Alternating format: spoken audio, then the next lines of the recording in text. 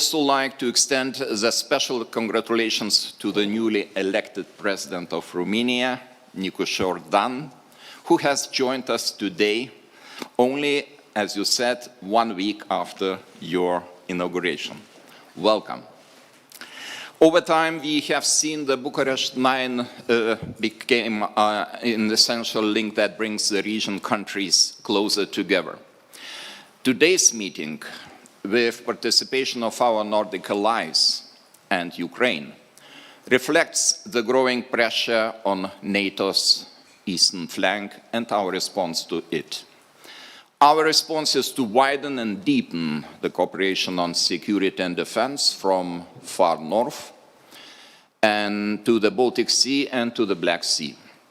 Given the full complexity of the present situation, I am particularly glad to welcome here in Vilnius the NATO Secretary General Mark Rutte and the President of Ukraine, Volodymyr Zelensky. Dear Mark, I commend your dedicated efforts to coordinate the Alliance's response to our common threats along the lines set in Madrid, Vilnius. So much, Gitanas, President Nausėda, and it's great to be back in Vilnius. And thank you for hosting the summit together with the Nordic countries. Indeed, since 2015, this group has been a driving force for greater cooperation and stronger defenses on the eastern flank. I'm delighted that the Bucharest 9 is growing to include the Nordic 5. Denmark, Finland, Iceland, Norway and Sweden. And honored as always to be joined by our good friend Volodymyr Zelensky. Good that you are here. With Finland and Sweden's membership, NATO's eastern flank is longer than ever. And thanks to the contributions of all NATO allies, it is also stronger than ever. Demonstrating our unity and resolve, we have enhanced NATO's presence on land, at sea and in the air. We are increasing the number of forward land forces into 9 now, 9 allied nations, because also Finland will now be included, which is very good news. And we have stepped up NATO's presence, including through Baltic Sentry and Southern Shield. And I think this we all know, this matters more than ever, given the very real threat from a rapidly rearming Russia, which allies in this region know all too well.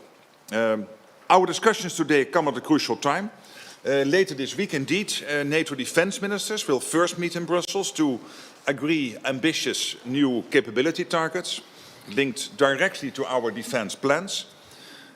These targets set out what forces and capabilities every ally needs to provide to keep our deterrence and defense strong and our 1 billion people safe. To do that, it is clear that allies need to spend much more than we are doing now.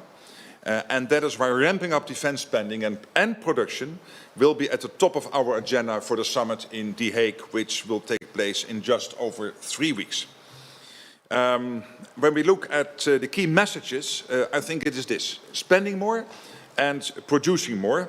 So NATO needs allies to zero in now and deliver on the elements that increase our warfighting readiness so that we can better deter and defend. And I'm grateful to allies in this region for leading the way. There's no security without strong defenses, and there will be no lasting security without a stable Ukraine. So we continue to support efforts to bring this brutal war to an end and help Ukraine defend itself today and deter aggression in the future. And this will be on the table also this week, when we meet with the Ukraine Defense Contact Group, chaired by Germany and the United Kingdom on Wednesday. So, dear friends, a lot to do to prepare for a successful summit, but I'm confident that with your support we will make NATO a stronger, fairer and more lethal alliance to keep us safe for decades to come. So thank you again for your hospitality, and I look forward to our discussions. Thank you, Mark. And now I would like to address President Zelensky. Volodymyr, the floor is yours. Thank you so much. Dear Gitanas, thank you first of all for invitations. for invitation. Thank you for support.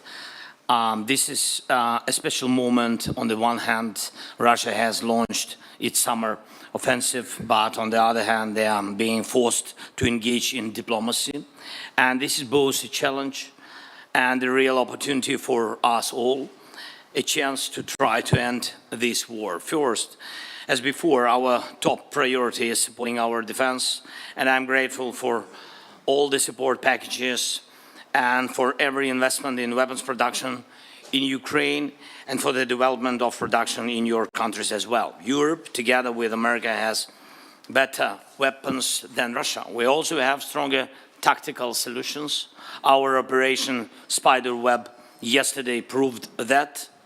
Russia must feel what its losses mean. That is what will push it toward diplomacy. And when Russia takes losses in this war, it's obvious to everyone that Ukraine is the one holding the line, not just for itself, but for all of Europe. Ask your intelligence, what is Russia planning this summer in Belarus? If they are bold enough to prepare attacks from there, then we need more strength together.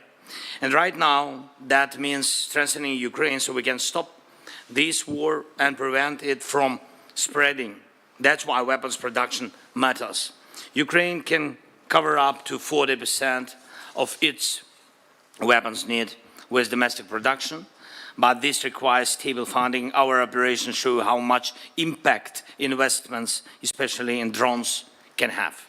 And we still urgently need air defense, especially Patriot systems and missiles for them. Each of you knows what we need and what you can do to help.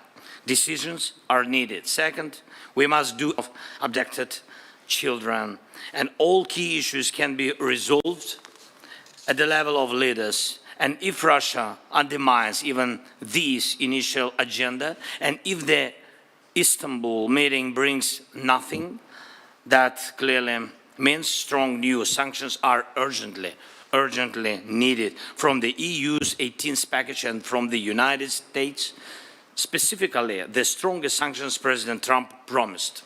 Sanctions should hit Russian energy, especially oil and tankers, price caps, of course, and also Russian banks and the financial sector overall. Third, the United States. Thank you to everyone doing everything possible to keep the bond between Europe and America strong. We need the support of President Trump, the US Congress, and the American people. Whatever happens in global competition, it is our shared duty, Europe's, America's, and everyone who values freedom, to defend it together. We need as many points of connection as possible, including at the NATO summit this June. And one of the key principles of European security is that Russia must not have veto power over NATO decisions or influence over the alliance or its members. That principle must remain in place. Euro-Atlantic security is a business of Euro-Atlantic nations. Putin chose to stand against Europe, so he has no place in deciding its future. And that must not change. It's important to confirm at the NATO summit in June that the allies stays strong and that Europe will not give up its own security. And of course, I would also like to discuss the details of our work within the coalition of the willing and the security guarantees as well. We need to make this coalition strong, but we'll talk about that, I think, behind closed doors. Thank you so much again. Slava Ukraini. Героям слава. Thank you, dear Volodymyr, and I think we will have you in the second part of our conference. So now this is the time for us to move to the main summit agenda in the closed session. So I would kindly ask the media representatives to leave the room and